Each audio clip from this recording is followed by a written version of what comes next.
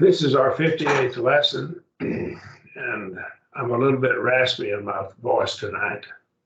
And anyhow, I had a little accident, and I think it'll be okay by maybe tomorrow night or hopefully within a week or two. But we're looking at solar shrinkage, and I'll have one more class next week, and then we'll stop the class until the middle of August. Now, if the sun is really shrinking, and there seems to be pretty good evidence that it is, then how old is the sun from this information? What is the maximum age? We're not saying actually how old is it, but what is the maximum age it can be? Let me illustrate relative age. My father was born in 1898. He served in the last few months of World War I in the American Army. But he was born in 1898. So you would say, well, Marion could not have been born before 1898. You could look at me and say, now, I know he's not 122 years old, okay, because of when his father was born. So now it's physically possible to father a child when you're 12 or 13 years old or somewhere thereabouts. It's physically possible. So you might stretch it to say that I'm 110 years old or somewhere thereabouts. You could, that would be the ultimate age that I could be, the oldest I could possibly be, having been the son of a man born in 1898. Does that make sense? A relative age. So how old is the sun? This is a relative age. What's the oldest it can be from this information? That's how we probably ought to be wording this.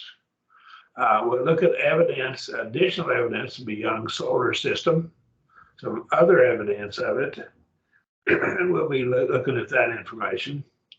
And we'll also look at radiocarbon and the age of the atmosphere, the Earth's atmosphere.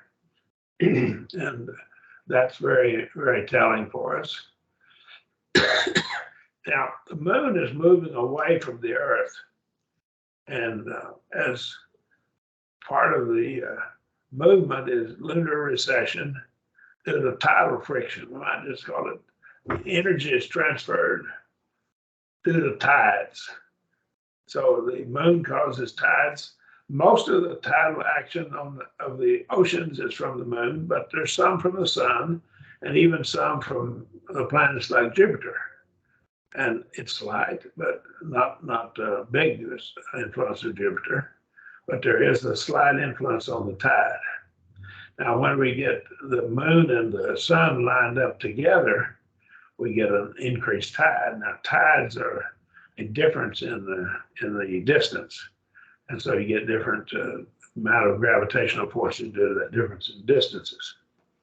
But lunar recession, age of the Earth, and the Earth-Moon system. Now, if the sun is shrinking, and the rate that we find that they claim, the sources that we've cited already, they claim it's shrinking at the rate of 5 feet per hour, or 152.4 centimeters per hour. That's approximation, 2.54 centimeters per inch. Okay, 39.37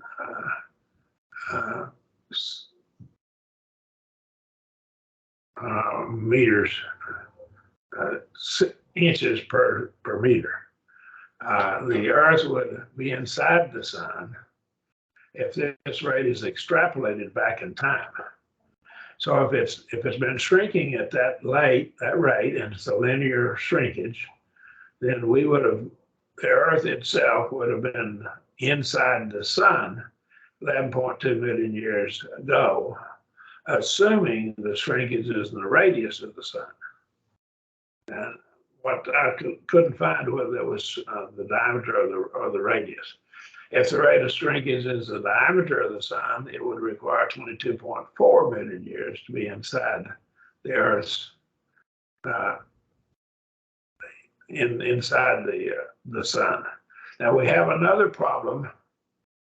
We have Roche's limit. Now let's talk about Roche. Roche's limit, and you can look this up on the internet, but it's explained. But Roche's limit says that two bodies, that both of which are held together by gravitational forces like the Earth and the Moon are, and those two bodies can't get any closer than a certain distance. If they get within Roche's limit, and there's a mathematical formula for it, and if they get inside Roche's limit, the bigger body will cause the smaller body to disintegrate. It will break up into pieces. This is Roche's limit, and it's understood. It's perfectly good physics. And so if we put Roche's limit into effect, we'd find that this 22 million years would be too much. It'd be less than 22 million years for the diameter, and it would be less than 11.2 million years for the radius. So the figures are conservative because of Roche's limit, is what I'm saying. These are the outside dates. Couldn't be more than 22 million years because it'll be burned up. And of course, now then we can limit it even further than this, because life on the Earth could not have existed anywhere near that time because the intense heat the sun would have caused on the surface of the Earth. The Earth is that close to the sun. Now, Mercury is pretty close to the sun, and it gets very hot. It'll melt lead on the side that's right close to the sun. It's facing the sun. Now, Mercury rotates on its axis, but which is very interesting. It shouldn't, according to the theories that they have. But according to my model, the flood model, it explains why it rotates on its axis and even the rotational speed. So life could not have existed because of the intense heat. And of course, we have lost our atmosphere too. Obviously, this contradicts the claim that the solar system is several billion years old. But we got an upward limit of 22 million years, and the Earth would have been burned up. And long before that, life would have ceased to exist. So again, atheists have a problem with this, and they have a problem. They can't accept this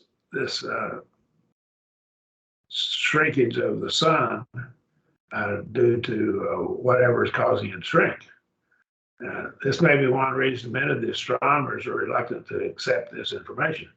They won't accept the information of the evidence for the shrinkage, although it's good, solid evidence from several different sources. And probably because it just has too much of a problem, because it'll make the Earth and life on Earth be thousands of years, not millions of years old. Now, here's a quote from Physics Today, pretty reputable physics journal. Although the Eddy-Bournaisian analysis is certainly intriguing, that's the shrinkage of the sun, many astronomers are cautious in accepting it without further evidence.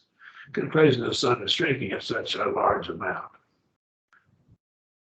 Now, again, the background of this is we've shown why.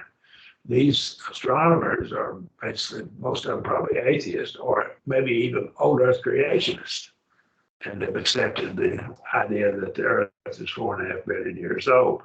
And of course, it can't be anywhere near that old if the sun is shrinking and has been shrinking throughout this time. And they've gone back several hundred years in measurements, and they found the shrinkage. So how does the atheist respond to the information of these simple calculations? Well, Eddy-Bournaisian believed the sun has been shrinking for 100 years, perhaps 400 years or more. Now, this is the quote again. They believe that because the rate is so fast, at this rate, the sun will shrink to zero radius in 200,000 years. Shrinkage is temporary and does not apply to the entire solar mass. Okay, it just can't be, because we know it's 4.5 billion years old, the Earth is, and the sun's even older than that. So that's their reason for it. The reason they won't accept the information, they won't accept the data, the empirical data that they've obtained. The data that they've obtained by science, by empirical means, they won't accept it because the implications is the Earth would be too young and have existed for 4.5 billion years. Continues in this quote, noise told us that the shrinkage must be transitory because we have already seen geological evidence of a long-term contraction. What does he mean by that?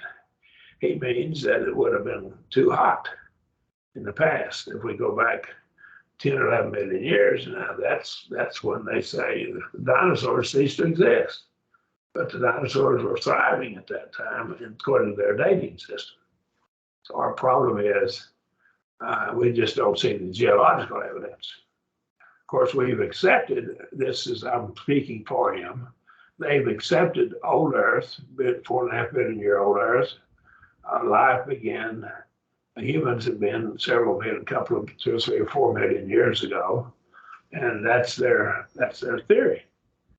And they can't give that up, even in the light of empirical evidence. This is science. The geologic information is not science. It's not based on empirical knowledge. What they can see, hear, feel, with their 5 senses. But this information on the shrinkage of the sun is empirically derived by measurements. And again, so they have actually rejected science to accept their theories. And what we find is their theory about the Earth being billions of years old and the geology is based upon evidence. So, pardon me, that was a system of faith. Basically, it's a system of faith. And they have no evidence for it. The evidence is not good. The empirical evidence is against it. The argument of noise is based on his assumption the Earth's billions of years old, of course. A number of scientists have claimed there must be some unknown explanation for this phenomenon because we know the Earth's 4.5 billion years old. See? So this would imply it's not. See? Now, we'll go away from that and get more information. There's some near-Earth asteroids, NEAs they're called, have been discovered. Now, large numbers of these NEAs, near-Earth asteroids, are following the orbits of very low and eccentricity. Now, my footnote 97 in my book explains eccentricity. That's the egg-shaped nature of it, right? And so it's a ratio of the major and minor axes if you've had a little bit of inlay geometry, for example. But what we have here is the eccentricity of about 0.1 compared to 0.5 for a typical Apollo asteroid. So there's 2 kinds of asteroids here, near-Earth asteroids and Apollo asteroids. A 0 for a perfect circle, see. Further, they have orbital periods very close to 1 year. So their orbital periods are real close to 1 year, just about the same orbital period as the Earth itself. In short, these bodies are closely following Earth's orbit around the sun. Now, this is intriguing because they're following it. Now, this would fit my flood model. My flood model would predict that you should get these to occur. So this is a prediction of my flood model. One good thing about a scientific model, if it predicts things that you find to be true, it enhances the credibility of the model. And so my flood model would predict that these occur. Now, we can talk about it if you have questions about it. We can talk about that later at the end of the class today. Tom Garrels has informally named these bodies in Earth-like orbits the Arjuna family. So he gave them a name. Because of these orbital properties, some of these bodies have very short expected orbital lifetimes before colliding with Earth. So they're close to the Earth. And so they should have collided in a short period of time. By short, we mean a few million years. Many Apollos have expected lifetimes of tens of millions of years to over 100 million years. But some Arjunas are so vulnerable to Earth's gravity, Arjuna is this near-Earth asteroid, that their expected lifetimes are 1,000 times shorter. What if you have 100 million years and you're 1,000 times shorter? That's 10,000 years. Their expected lifetime is 10,000 years. Arjunas make up a surprisingly large fraction of the body strike of the Earth. Now again, the model that I set forth we should have had these bodies that were orbiting the planet, I think it was Mercury, that circled the Earth 3.5 times, made 3.5 or 4 passes around the Earth. And when it did, it created the flood, which lasted 150 days, and then the water began to abate as it was pulled away. But some of these bodies, some of these asteroids, they're not asteroids, they were close enough to the Earth that the Earth kept them moving, and they went into an orbit around the Earth.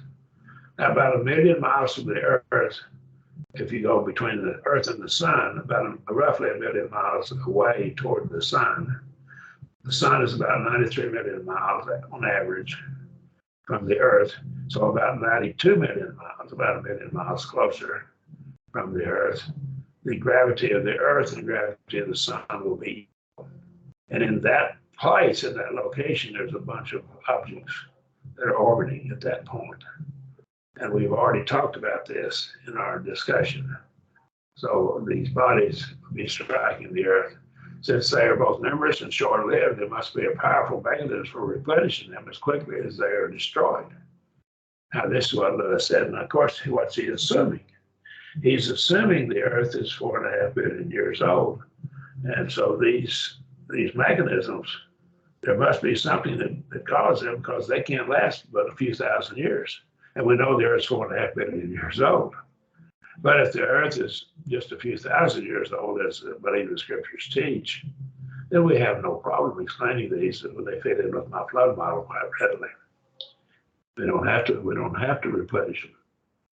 Short lives, these asteroids, in the absence of a mechanism to replenish them, see, they haven't come up with a mechanism, creates a problem for the atheist. No problem for my flood model, though, because my flood model will be there.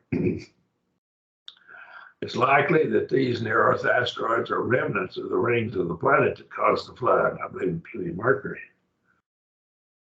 Unless there's a mechanism that replenishes these asteroids, their short lives are evidence tending to support a young solar system.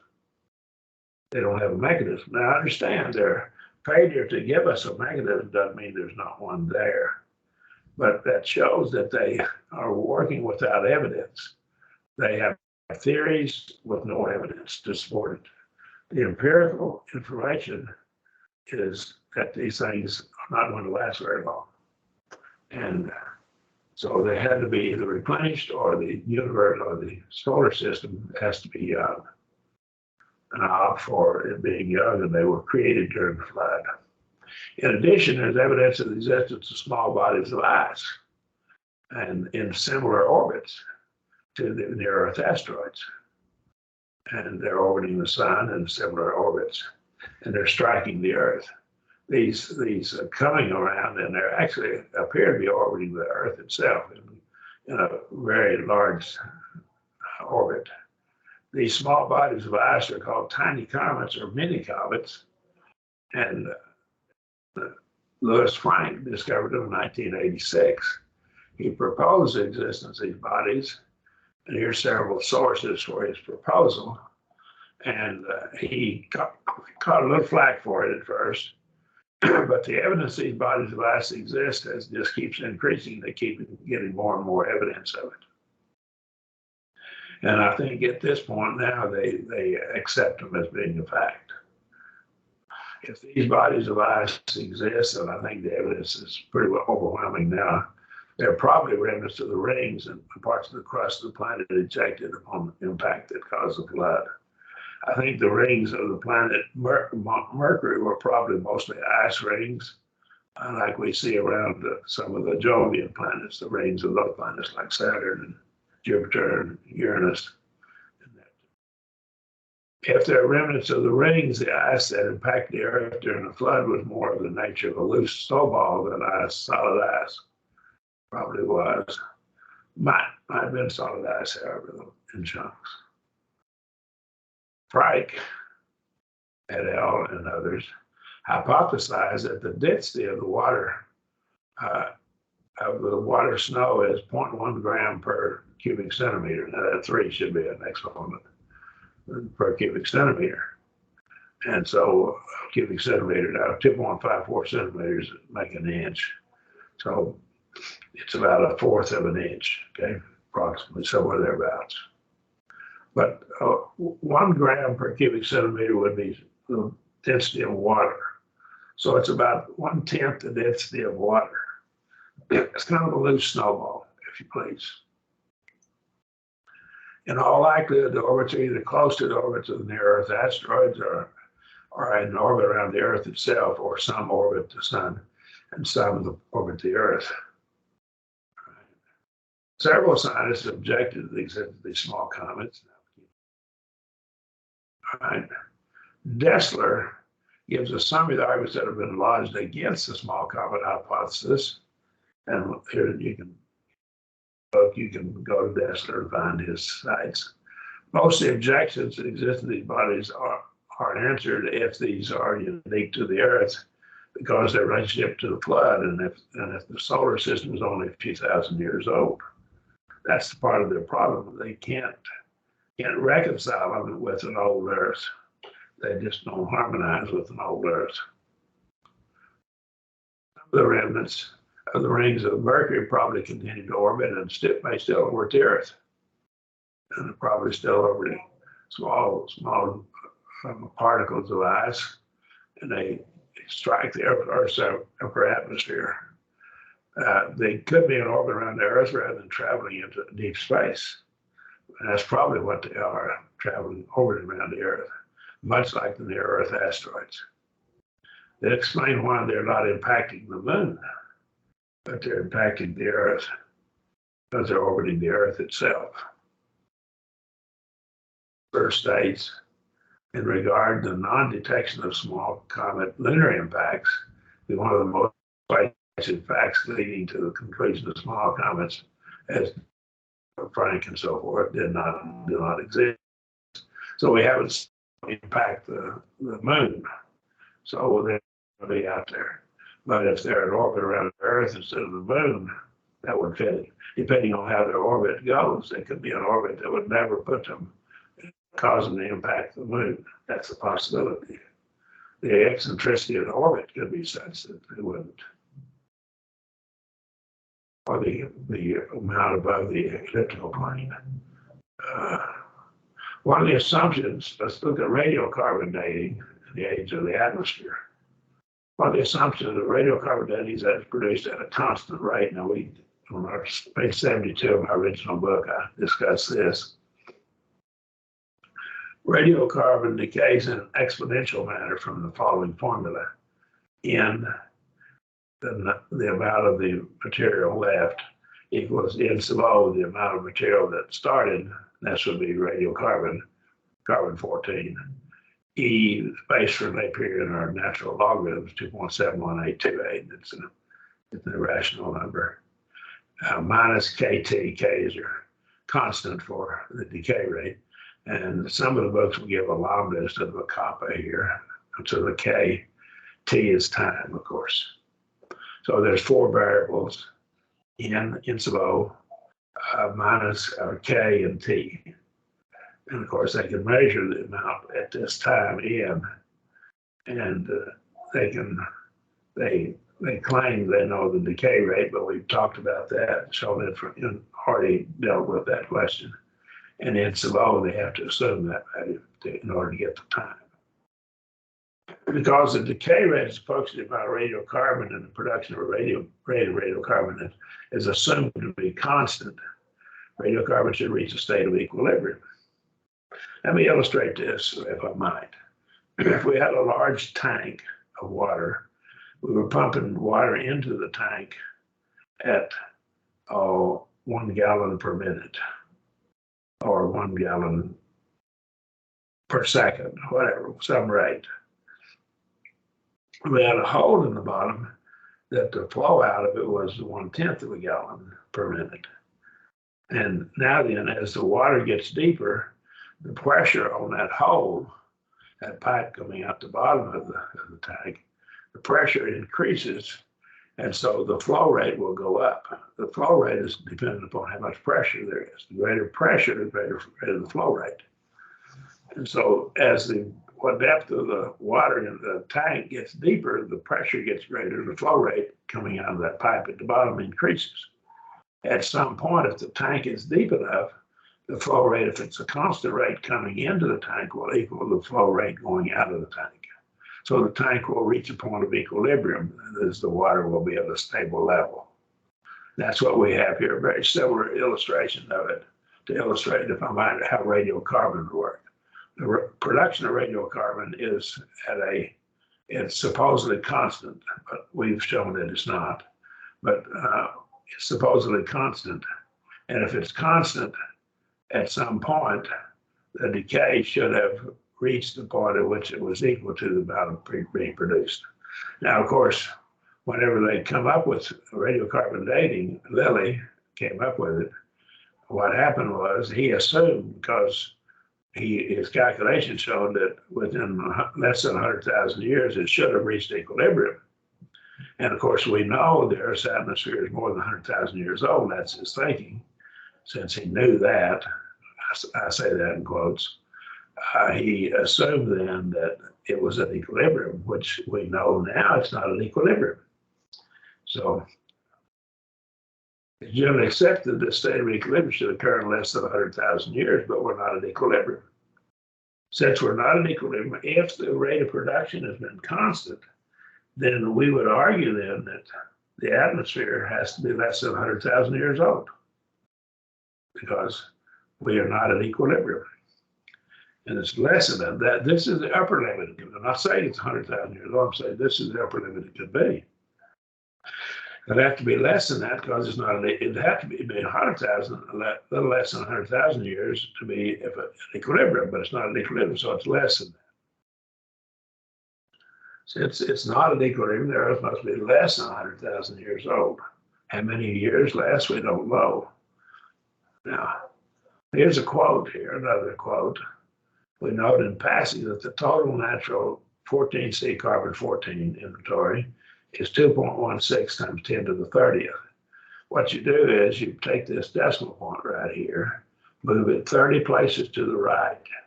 You add 28 zeros after the 6, then you have your decimal point.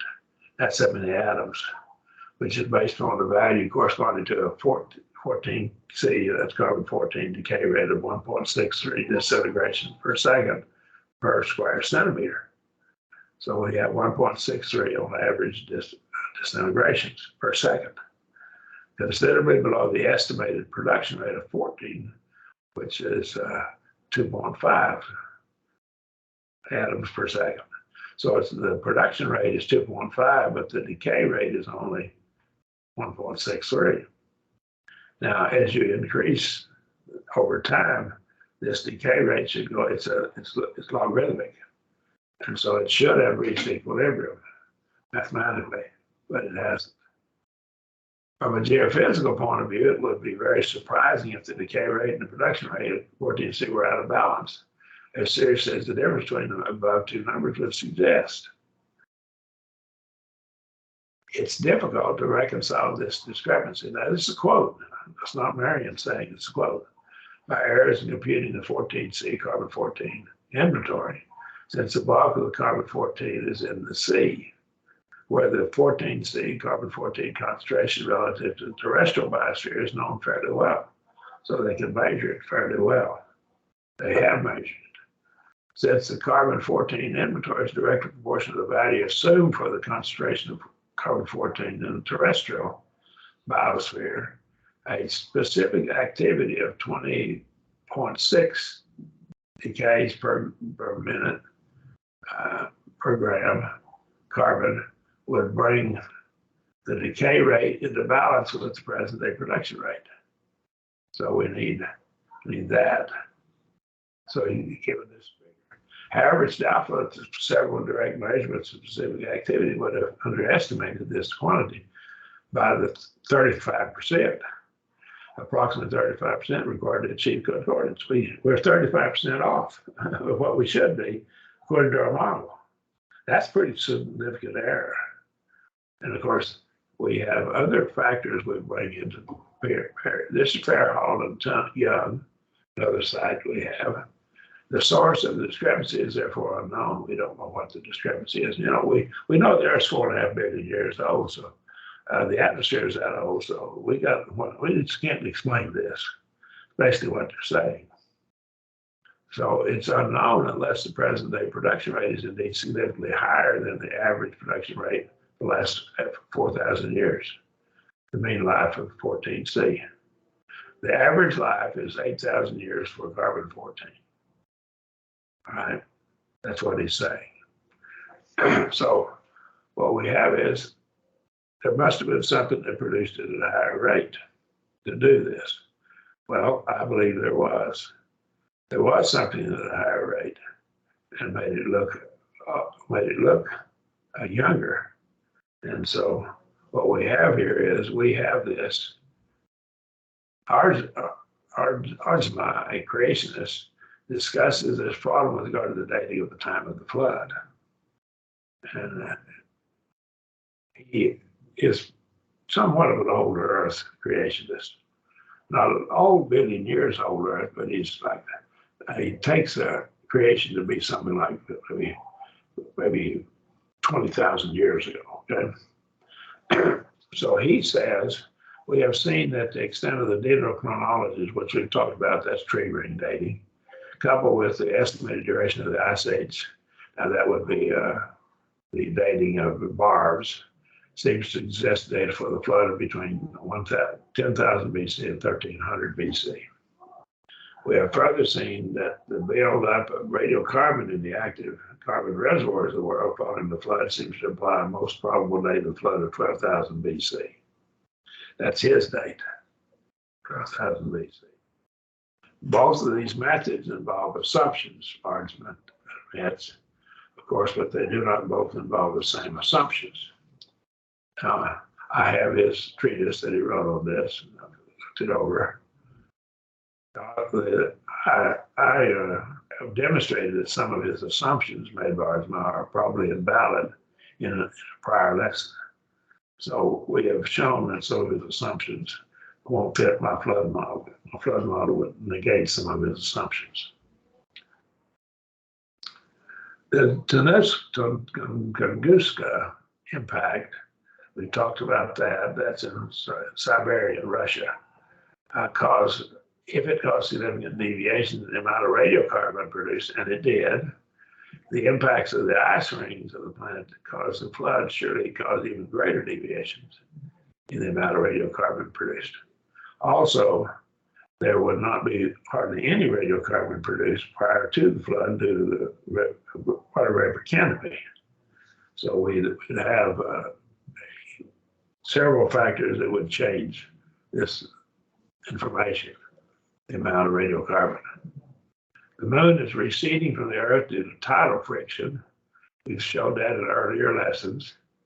And so we have another problem. We're going to look at lunar recession as it recedes from the Earth. Carlisle and Harris state considerable work has been done since 1970 on determining the acceleration of the moon's orbit. A dissipation of 1/cube is consistent with the acceleration of the moon of about minus 40 arc seconds per century. Now, an arc second is a 1/60th of a degree of a minute, and a minute is 1/60th of a degree.